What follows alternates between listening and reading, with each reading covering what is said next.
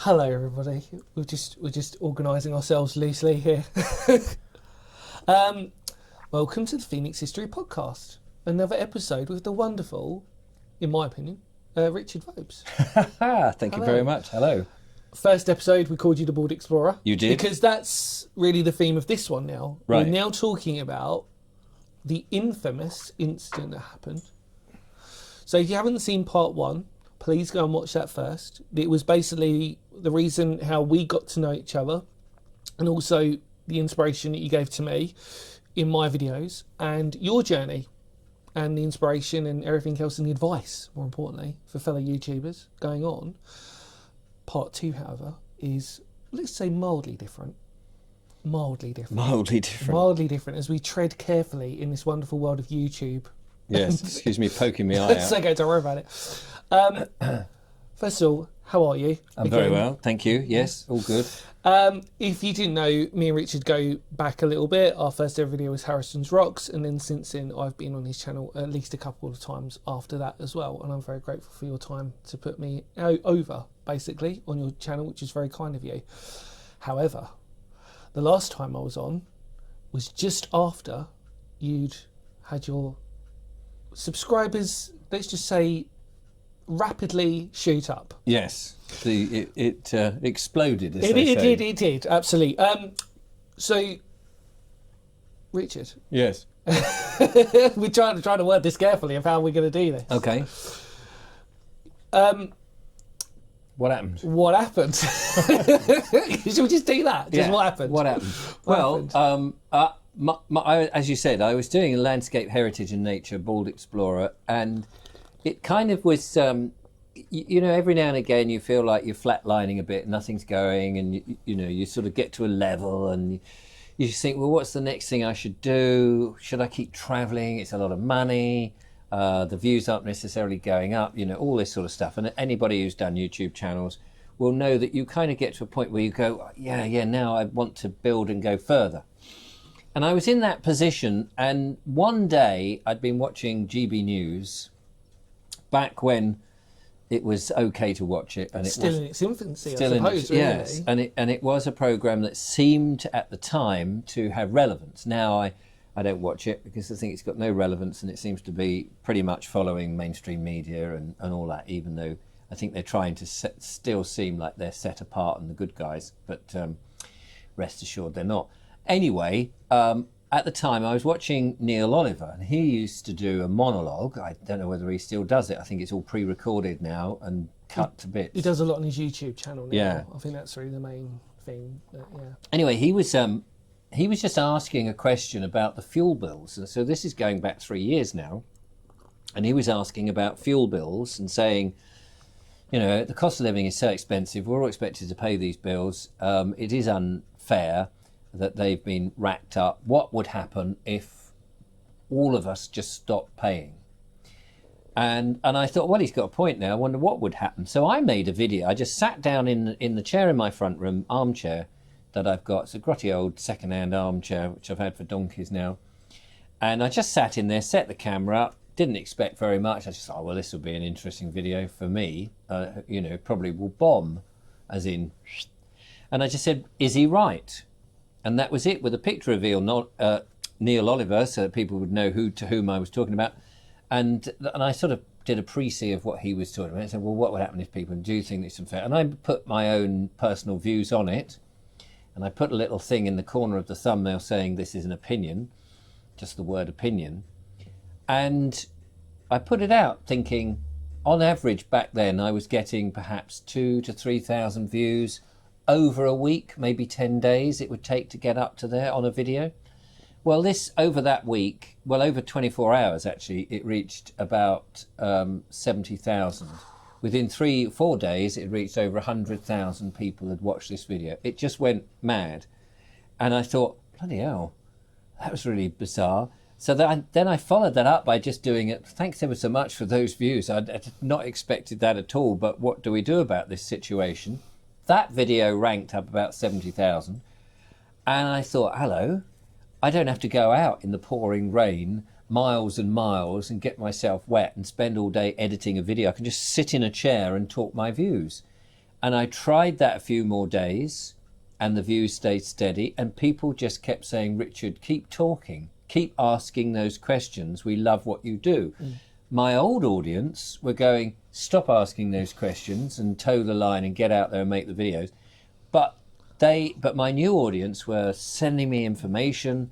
They were saying, do you know about this? Do you know about that? Have you seen this? Do you know what they're doing to us? Do you know what the government's up to? Blah, blah, blah. Anyway, all of this. And we fell down, Julia and I fell down the rabbit holes, and I started to talk about this journey and what I'd been finding out and sharing it. And of course, many people out there already knew all this stuff in this new audience that I'd garnered, of which there were loads. And of course, everybody was going, oh, that you're turning into a conspiracy theorist, Richard. You're turning into, you know, one of these tin hat wearers. You're a right-wing extremist. And because we were talking about vaccines, we were talking about chemtrails, we were talking about money creation, we were talking about the birth certificate and the name, we were talking about utility bills, we were talking about spirituality, we were talking about all sorts of different things. And I started to interview people, and the audience kept growing, and I was suddenly actually making enough money to earn ends meet, yeah, you know what I mean. Ends meet. Not to actually learn a language and be able to speak it coherently, but I could make ends meet. After all the previous time, not quite managed, you know, just keeping your head above water, just paying off a bill. Yeah. But we were actually earning a little bit of money, and I was able to then pay Julia, who was helping me, because why should she come along and help me with the things and look at the videos and check because she checks the spelling and. I'll talk through in the early days, I'd talk through the idea, and she would watch the video and say, well, maybe you should not say that. You know, I called Greta Thunberg a doom goblin, and she said, I don't think that's a good idea. And I said, but she is a doom goblin. Other people had called her. She said, but no, don't say that on your channel, because it just makes you like one of them. And I thought, well, fair enough. It's as much as I wanted to call her that, because she was causing youngsters to worry about the myth of global warming.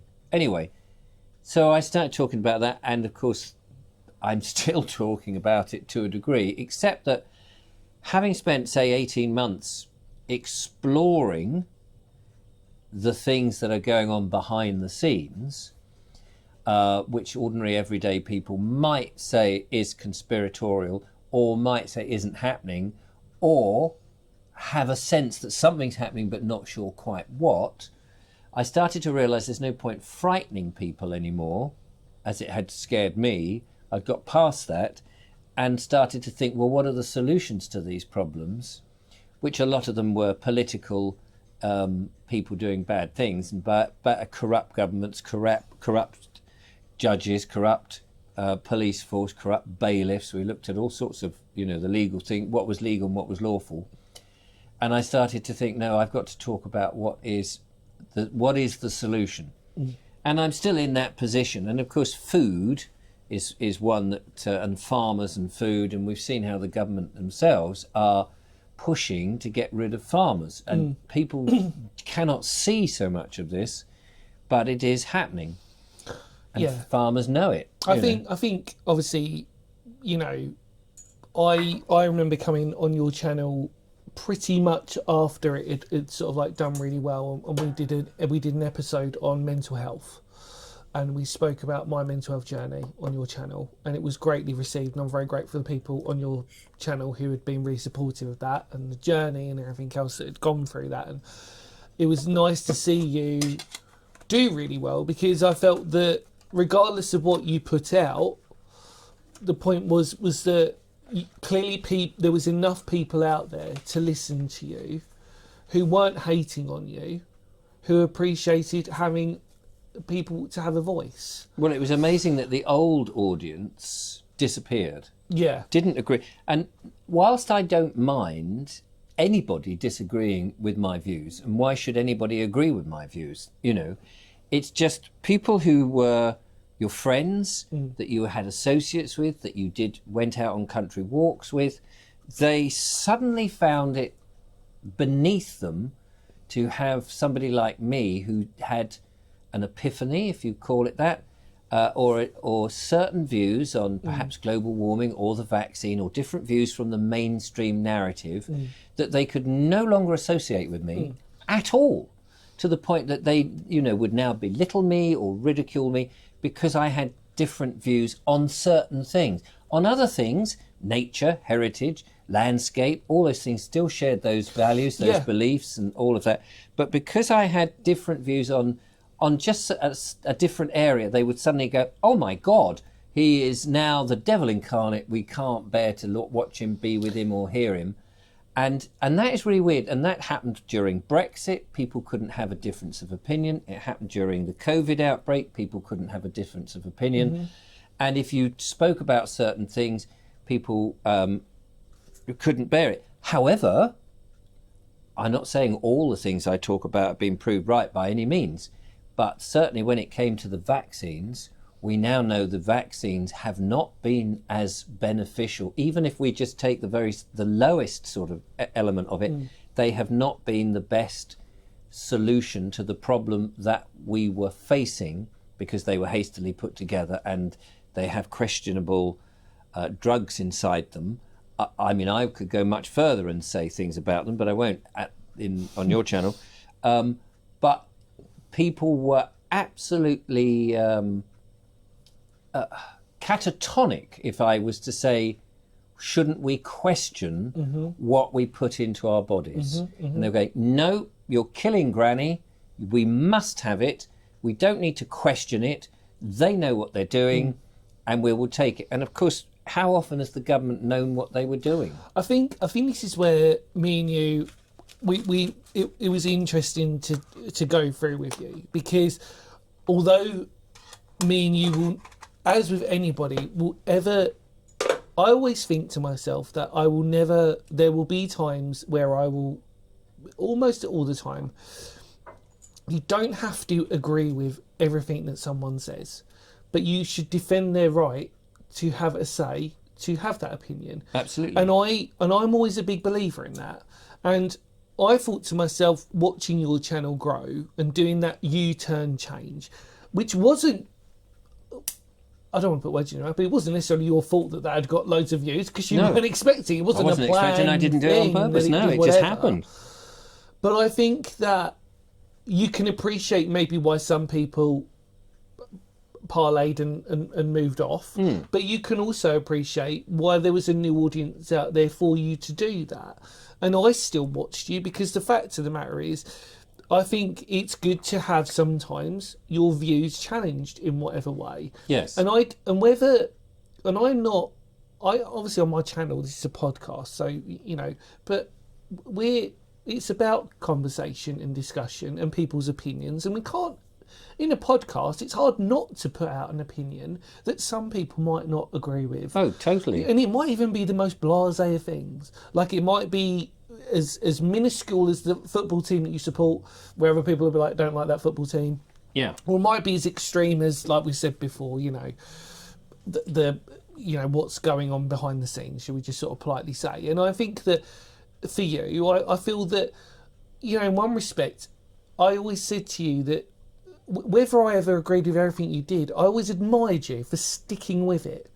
Do you see what I mean? And that's what I always believe with people, is that, like I said, I'll defend your right to have your own opinion and to stick with it. And I admire you for sticking with it and having that strength to go through that, especially because previous Richard Vobes, Bald Explorer, was so different in that, you know what I mean? Yeah. It was, and I think that that's really the most important thing that in this podcast episode, is that to see that change, to see that growth in you, to see how you've developed, to see that sort of alternative way that has come about in your way, and to see the growth of it.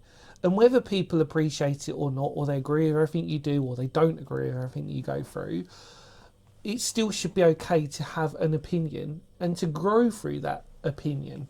Well, yeah, no, I mean, you know what I mean? Absolutely. And when I say grow, I mean that through life we constantly learn new things anyway. And maybe the opinion that we had when we were a teenager might not be the opinion that we have when exactly. When we're older. And I mean, part of growing up is having different opinions and realising that you were wrong. You see, I'm quite happy to put my hands up if some of my opinions now turn out not to be correct. And they'll say, well, I made a mistake. And we all make mistakes. We're all fallible. And I think that's an important aspect of us. But if we all pretend that we're something we're not, and as you go through life, you are challenged by all sorts of situations, whether that's the death in a family, the breakup of a relationship, or learning something that you didn't know before, or believing that the things you've been taught are not quite as they are, or that you are not sure that something that's being promoted in the mainstream is the correct way of doing it. Now, it may be that everything I've ever said is wrong, and I'm happy to, you know, if it turns out that's true, then I'm happy to say, you know, I made a complete arse of myself. You're putting yourself on the line. It's a huge risk. Yeah. And people don't see that. They don't go, oh, crikey, look at this individual. He believes that. He's put it on the line. Instead of going, well, let's ask him more questions about what he believes, they go, well, you're a complete and utter idiot. I mean, did you ever think at the time when you put that Neil Oliver video out that there was a risk? Or No. was it just sort of just natural? Well, it was like, what if we all stopped paying our electricity and gas? Wouldn't that show the big corporations that they don't have the power that they think they have? And I didn't really think that that was very challenging. I think I did get more challenging when you start talking about things like the birth certificate name, and people go, well, of course my name's Fred Bloggs. And you go, well, is it? Is it Fred Bloggs? Is your name really? Well, it says so on my birth certificate. And it's like, well, just because it says on a bit of paper, does that really mean that's your... Well, my mum and dad called me that, okay. They may have called you it, but is that really you? And define you. Yeah. And even the birth certificate, if you actually look at it, it says you cannot use this document as proof of identity. And so what does that tell you? Yeah. I mean, like I said, it's fascinating to sort of see the growth of your channel going from that. And obviously, if you've seen episode 1 with Richard, you'll understand that, like I said, it's a total change. We said before. I mean, as far as the future goes for you with this, I mean, there's no looking back now, is there really? I suppose in terms of it's just moving forward with believing that this is, do you see what I mean? Like it's, you know, you come so far with it now, let's keep going with it, and let's... Well, I suppose it's the same as if there's children watching, cover your ears. It's the same as saying that the tooth fairy, discovering that the tooth fairy doesn't exist. I'm not saying it doesn't exist, by the way, if you're a child. It may well still exist. If you've got money under your pillow when you go to bed and you stuck a tooth, then it exists, just believe it. Same with that man in red with the beard that pops around at Christmas time. But once you discover something that has been told to you as a truth, and you discover it's not a truth, how do you go back? You can't go, oh yes, no, of course I go back and believe in fairies, the tooth fairy. You can't go back, you can always move on, but you might be interested why a lie is told, or you might sort of go, well, I don't want anything to do with that area of whatever it is, I want to stay over here.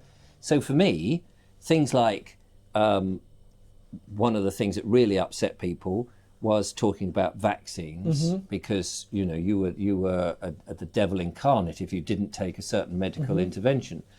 Now, there's no way on this earth that I would ever put something, especially injected by medical people in lab coats, into my body unless I really knew what it was and what was in it. I don't think that that is a particularly strange attitude to have, because why would you inject something into your body that you have no notion what it is? And my sister, who is a nurse, goes round the wards doing the drug run, and every day certain patients have to take certain drugs, you know, medical drugs. That doesn't mean that they're any better than other drugs, but she has to give them. And she often says to the patients that, you know, they might have 5, 6, 10 different drugs to take. And she says, well, what's that one for? And the amount of patients, she says, who go, I don't know. She says, well, why are you taking it? I don't know. Well, maybe you don't need to take it. Oh, I've been taking that for 10 years.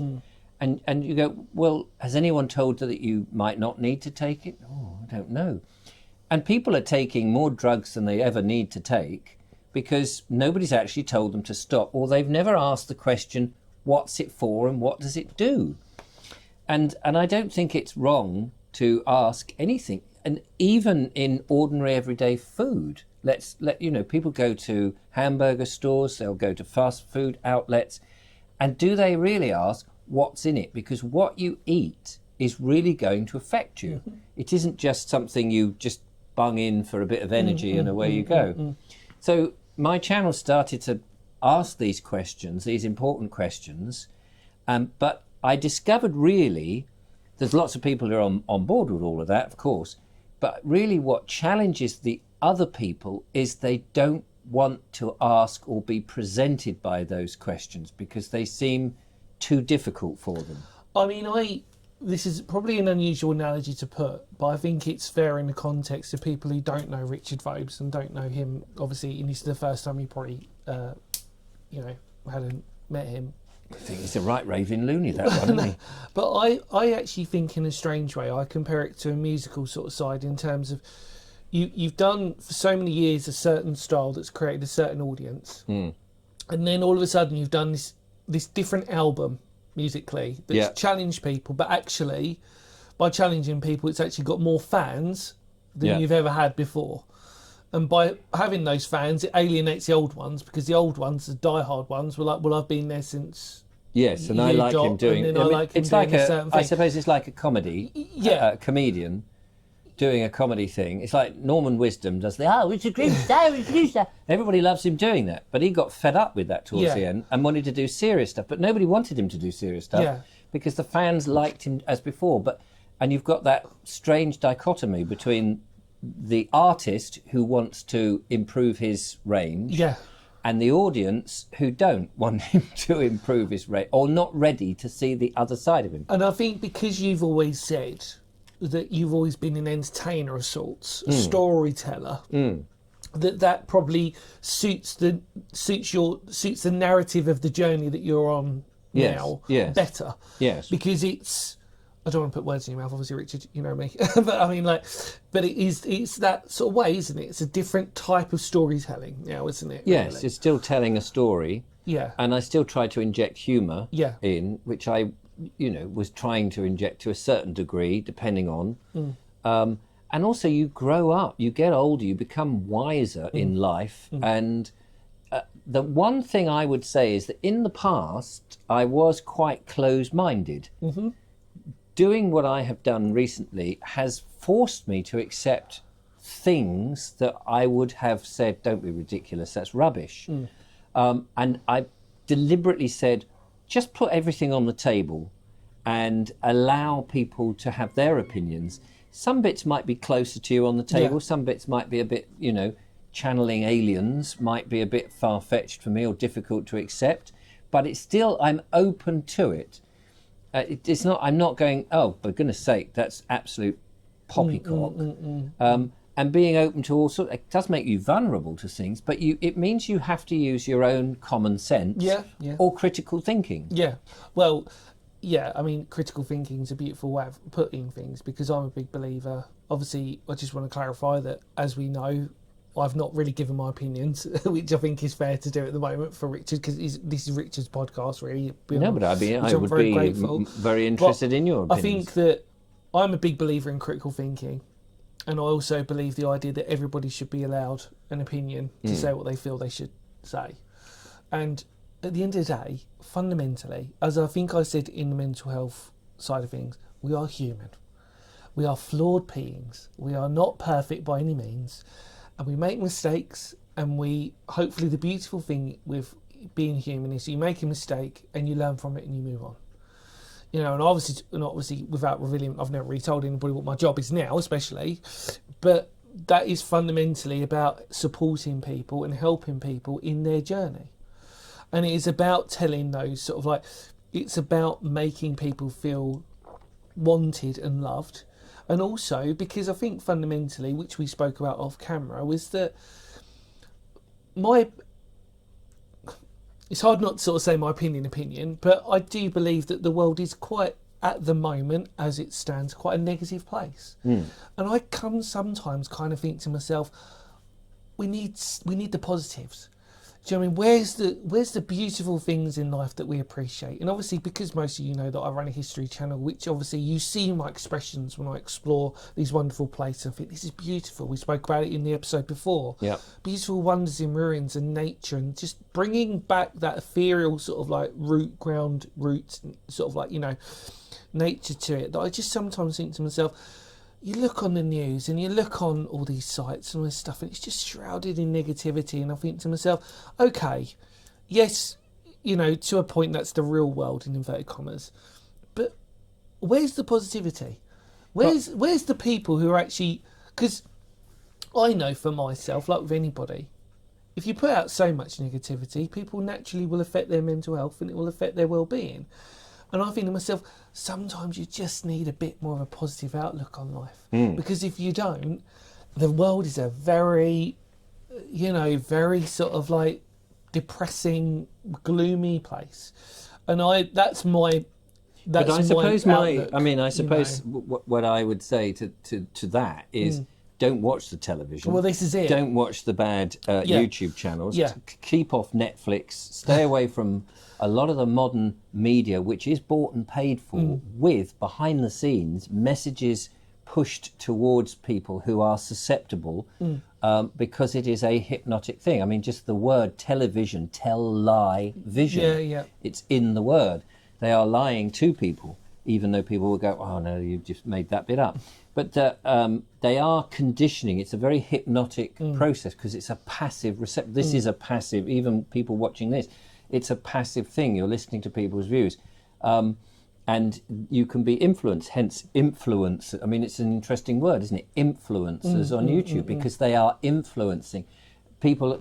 And because you're influenced by this hypnotic power that this passive form of broadcast does, it becomes very powerful for sinister sources or people who want to move an agenda in a certain direction. So to combat that, as you say, is to not watch this sort of stuff. Get out like you do. Well, yes, exactly, yeah. That's what Get out into the fresh air and look on the bright side instead of looking. And in my videos, I try, as I said, you know, I was going down the rabbit hole. I was looking at all these things which had a negative connotation and thinking, how do we turn this round? How is it that, say, for example, the council tax, which a lot of people may sort of go, oh, what's he going to say now, is, and if you look into it, and there's plenty of videos online and there's plenty of truth out there, a fraudulent tax. It's, and I won't go into the whole business of it, but it really is. And so people are sort of challenging it, saying, I don't mind what's the word? Giving. I can't think of the word. Community. Yeah, no, I don't mind giving to the community. Donating. You know, I don't mind. Oh golly, what's the word? I've got a brain freeze on there. He's like, oh, he's had his brain frozen.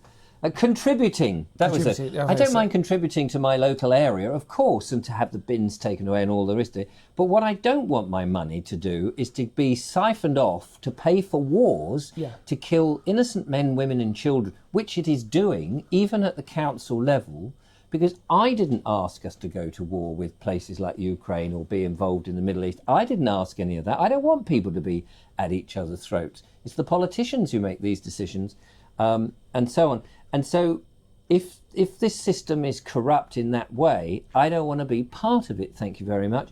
Fix the problem and I will contribute to all the local amenities and what have you, happily, because I want to live in a cohesive society. And so I would look at positive ways to fix some of these problems by rebuilding the community, bringing back things like your local newspaper, your local radio station, your youth centres, places where you could debate, halls where people used to debate and get together. But we have, if you look at your lives, we've all been pushed behind screens, isolated, buying things all online. The high street is decimated with the shops now. Individual shops have disappeared. Small run businesses, big corporations seem to be everywhere, and then just look at the way people dress. I suppose the sadness in all of that, and and I look at it from the fact that obviously I'm now of an age where I genuinely feel I'm older, and so therefore. Well, you are older than you were before. Thank you, of course. kindly. I'm not getting any younger. Sorry, what I was saying exactly. But I now worry for the future of the younger generation who will never experience the types of values and appreciations that we had growing up when we were younger. Well, I do think you're wrong, and but what I mean by that is that the communal hub, or like, you know what I mean, those types of things are missing out. But I think you're wrong, and the reason I think you're wrong is that we've had to, as we've progressed, we have gone down this path of which there is only two ways. Either we end up with the tail eating itself, and we end up in some sort of dictatorial George Orwell situation, which it does look like it is, but or eventually people suddenly realise and wake up and go, do I want that for my future? What is it that I'm missing? And they start to rebel, not in civil unrest, which is the worry that everybody has, but actually they start to have, well, what is it we really want from life? And until people start to think, oh, I can have all this and just take the line of least resistance all the time and go down a convenience path, until people actually start to go, well, what do I want? Do I want a better future? Do I want something better for my kids? Is what they're teaching kids at school quite what I want? Who's responsible for their lives? Yeah. And I think actually I have a huge positive thought for the future, that we have had to come to this point to realise that actually the last 100 years has been one horrific experiment that's gone dreadfully wrong, that we're medicating people up to the eyeballs, that we've segregated people left, right and centre, that we've put them behind screens and they're now trusting AI, treating it as a god. They've lost their sense of spirituality and who they are. We've divided the family, that actually people will start to realise, no, we don't want that life anymore. We need to bring back some of the aspects of the past, but still progress to a future which is more family friendly, small business rated, and not top down dictatorship, but more grassroots up. And I do believe we will get there. It just feels like it's the other way. Because I said obviously before on my channel is that the reason why I do my channel is for two simple reasons. Is that to encourage people, whatever their age, to get out and explore, in whatever context that is. Whether that's going for a walk and exploring something you've never done before, or doing whatever. And then the other thing, which I believe firmly, is because history matters, which is the motto of Phoenix History's channel, my channel, which is because history matters. Because I genuinely believe that we have to look in the past to move forward in the future. And that's when, even on minuscule things, like obviously when I cover my World War II history, as reminders of this was a different time. These were the things we had to put in place. We had to put in these massive anti-aircraft batteries. Or even if we go back to sort of Georgian times, in Napoleonic, where you have these huge Palmerston's forts or whatever, follies or whatever you want to refer to them as, because there was a genuine threat of invasion. And then if you go even further back, the idea of like Lombards, Tamilai, to look back at there being a different way of maybe seeing how the world was. But I know there's plenty of channels that document these types of things, but because I believe there's a passion for me to encourage people to go out and to understand that the message should be because history matters, to just understand that on even a basic principle is something that I believe in, because I think it does make a huge difference. I think that not only for mental health, to get out there and explore, but to have a reason to do it. You know what I mean? You're not just sort of going out because it's something to do. It's because you're going out there to create an adventure, to create something to memory, and more importantly, to learn something. And the past is full of, full of fables and, learning curves that we have. And unfortunately, because we're humans, we are prone to tripping up multiple times over the same thing, you know what I mean? And it's like, but sometimes, as humans on a positive level, we are capable of change. We are capable of turning that round. And I'm not saying, obviously, on my channel, for example, that, you know, that I obviously, my channel isn't fundamentally like, well, this is the lesson of what we're learning. That's not about that. But my channel is an underlying current of, because history matters. If we don't document it, if we don't preserve it, if we don't talk about it, it will just get swept under the carpet and it won't be sort of addressed. And I think that's what my channel does. That's what I'd like to think. Do you know what I mean? And to encourage people to have those moments of going, oh, do you know what? I saw your video the other day. I went out there and explored it, and I feel better for doing it. And it was a great adventure. We had smiles on our faces. We came back and we spoke and we talked about how that was. And I think that's really what I genuinely believe in my channel, especially obviously we've spoken about before with my mental health struggles. You know, the benefit of those simplistic types of things that we can do to help each other to go through that. And not only that, within that, to create some form of community, like what you've done twice, I suppose, from the very beginning of your Bold Explorer days to now you as Richard Vobes. The fact that you've created these communities within communities in a strange way, that you get people talking. And I suppose fundamentally that is the moral, really, in a way, is that if we get people talking, no matter what their opinions, it's great to do it, rather than just to be sitting in silence. If we sit in silence, we don't know, do we? We don't know, you know what I mean? Like, well, and I mean, in terms of my channel and where it's gone, there have been these big debates in politics, Brexit being one, and the vaccine rollout being a second. And some people who shared my opinion that surely we should question some of these narratives, found their families all closing in on them and saying, but you're an idiot for thinking this way. Or people thinking that man-made global warming is a myth, and as I do, as I believe it's complete and absolute hogwash, and we shouldn't be going down these net zero routes and all that. And so there's a lot of people who've said to me, Richard, you know, you and people like you just talking about these subjects which have been made taboo have helped me, because I can't talk to my husband, or I can't talk to my wife, I can't talk to my children, I can't talk to my neighbours about it, I've got no one to talk to, and I feel really isolated because I don't want to take something that I don't know what's in it into my body, and yet everyone's telling me I must take it. And just to be able to have a space where they can talk about that and go, do you know what, I'm glad someone else feels the same way. They may change their mind. They may say, actually, now I feel more confident about taking it, which is great. But we went through a time where the whole world were told to take one direction. And in my mind, it seems very strange that one size fits everyone. well, yeah, I mean, even I agree with you on that. That it doesn't mean like,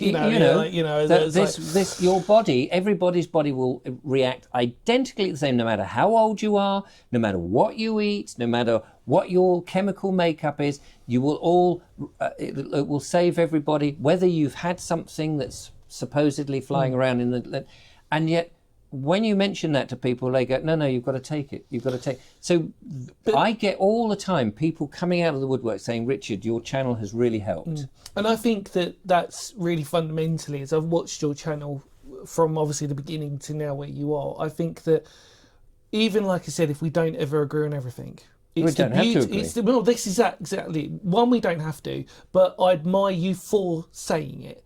Because by saying it, if people don't say what they feel in terms of having an opinion to do that, all right, I might sound like a bit of a hypocrite because I'm not obviously expressing my opinions on this, but this is because this is a podcast and it's Phoenix history and it's more about you than it is me on this. Obviously, it's a reflection, but I feel that it's important that we all have a voice and we all have a say. And more importantly, what you said rightly is that, now I will say my own personal opinion on this, but hopefully this doesn't rattle people in a way, but that we are all individual. And we should be treated as individuals. Absolutely. And I've always believed that since I've grown up. Now, if people out there want to criticise me and say, okay, well, actually, no, Dan, we're all whatever.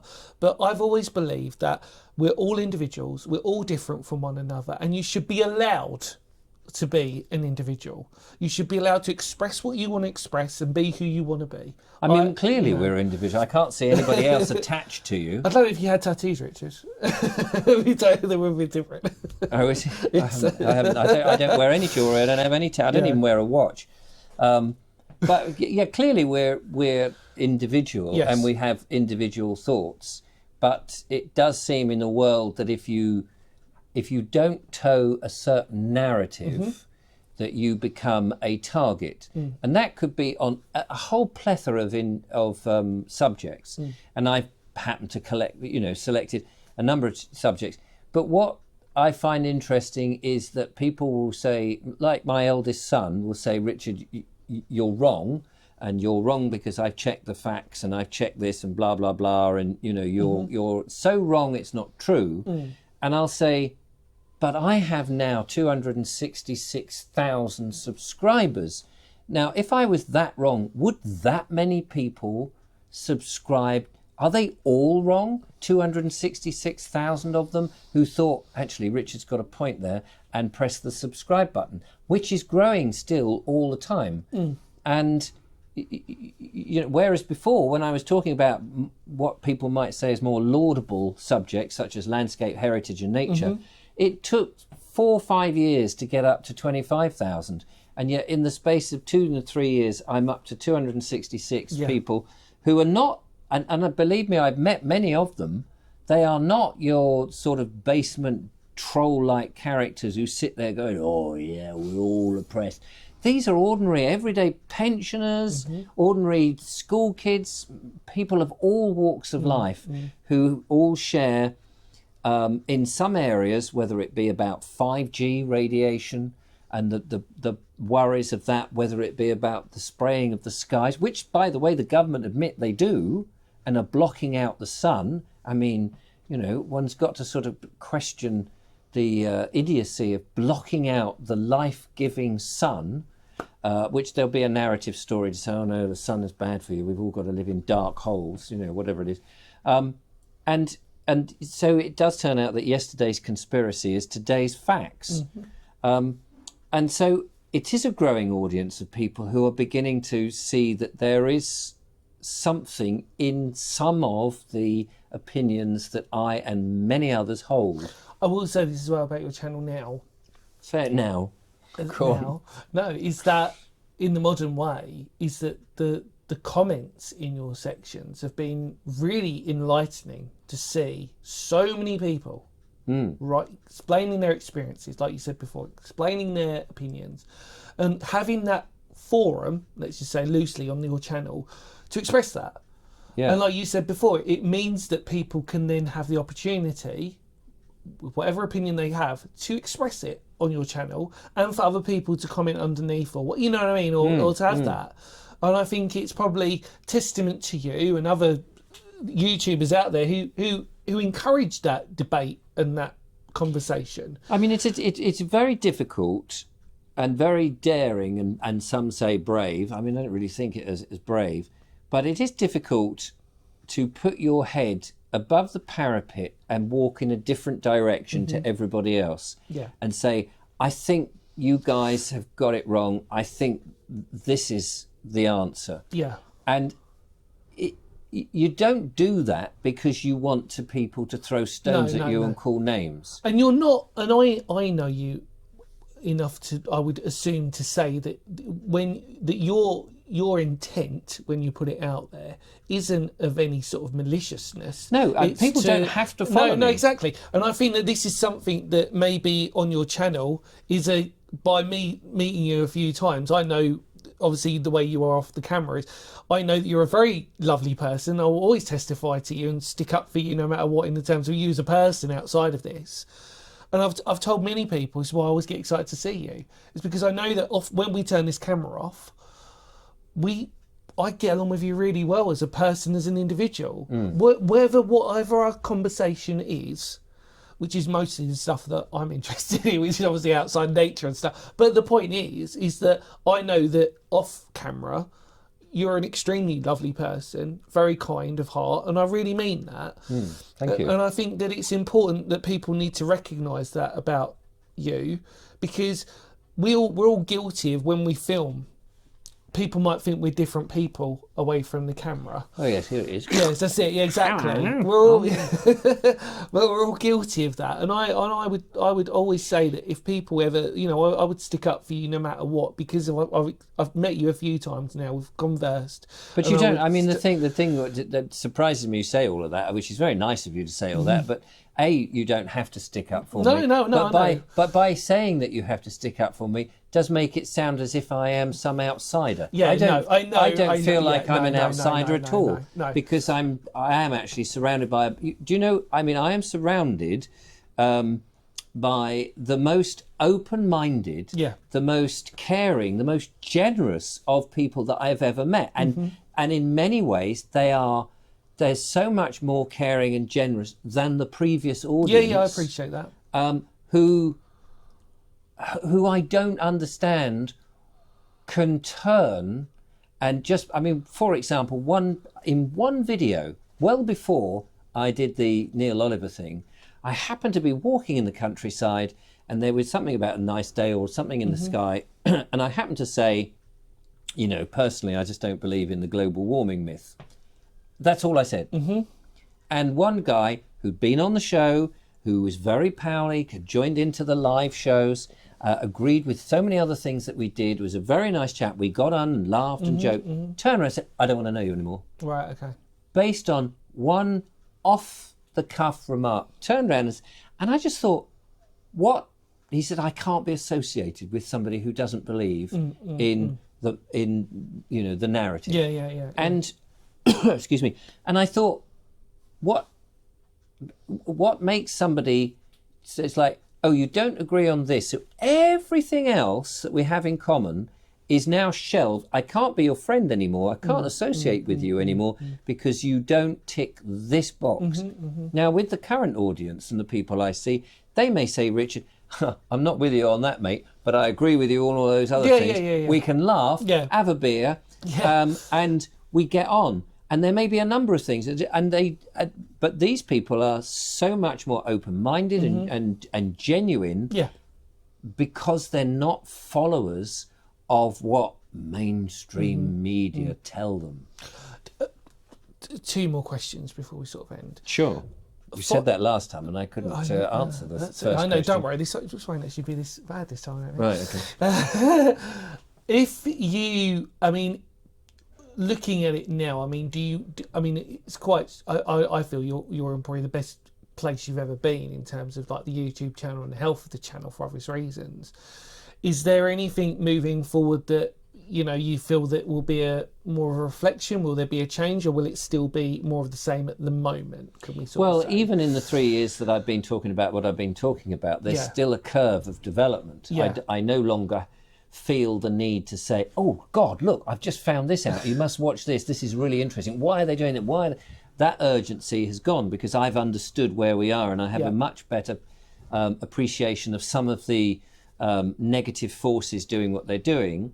And I get people sending me videos, Richard, have you seen what they're doing over here? Have you seen this? And it's like, I don't want to watch that anymore. I know, I don't need to know the minutiae. To me, it's about solutions. It's about developing the new world that we want to live. It's about having a vision for a much kinder life. It's much more about understanding who and what we are. It's more philosophical, and it's more about getting back to basics, about growing your own food, having some land. Why you for example, and I'll say this then, you have a council that we supposedly elect and put into power to govern our area, to look after us. Why is it then, and this is one of my big points, is surely the people you elect and put up there to help you, why are they not bending over backwards, or at least saying, how can we help you? How can we, if you want to live on the land, how do we help you get that dream done? Whatever it is, how can you want to have an extension on your house, and how can we make that happen? What do we need to do to help you realize your vision? But instead they don't. Their attitude is, how can we hamper that individual? How do we stop people from going on the land? How do we stop them from growing their own food? How do we stop them from educating their own children? So that seems to me to be a very negative thing. Yeah. And that I feel that we ought to be saying no to that, and actually going, we've got to rebuild the world that suits the majority of people, but also individually. Yeah. So what makes you happy may not make your next door neighbour happy, and you've got to find that compromise. But you still ought to be able to do what you need to do. Yeah, I agree. And if that is living on the land, growing food, being of no use, causing no loss, causing no danger, not hurting anyone, I can't see a problem with that. Richard, I actually fully agree with you on that. I really do. And there's actually not much that you said that hasn't. But on a final note, yes, is there any advice or anything you'd like to sort of end on to sort of share with people on a sort of like a final sort of like note to sort of like end on, like as a beautiful segue as what you said? But is there anything, any piece of advice you can give out to the people on YouTube or anything, any sort of like, you know, looking forward sort of, you know, philosophical sort of like, well, I think that yes, no, absolutely. I think that the hardest thing is. Let me restart that. Sorry. Go back to when you were a kid. Yeah. And some of the questions as you got out of your teens, certainly I did, and I imagine a lot of people you get to that point where you realise that you are a living thing, and you ask, why am I here? Yeah. What's my purpose?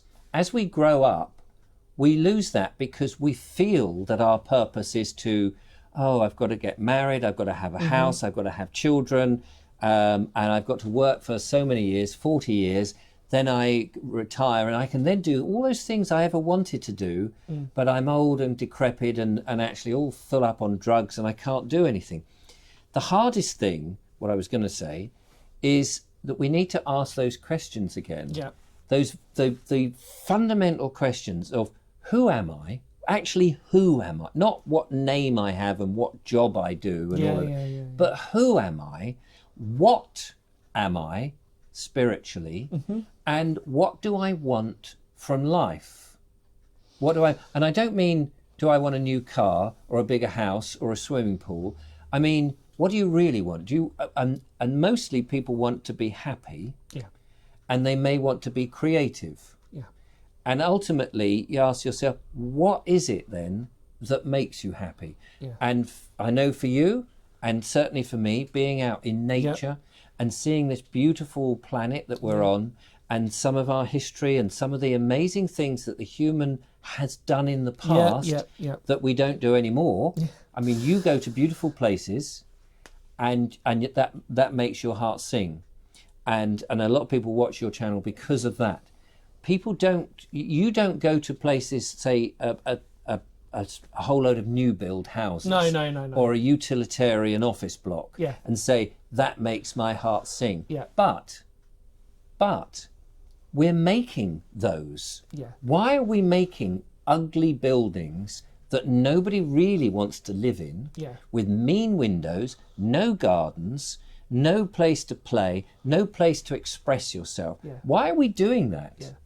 And so that's why my bit would be say you need to take an inward journey to find out who you are and what do you really want in life. Yeah. And avoid the trinkets and go for it. Because in order to have a fulfilling life, you need to find those things first. Richard, thank you so much. It's a pleasure. I really mean that. It's been an absolute honour, as always, to meet you again, and it's just been a true honour. And I'm really grateful for your opinions and your wonderful stories and everything else. And long may you continue on your YouTube channel. I will do my best. Thank you so much. Pleasure. Really mean that. It's a pleasure.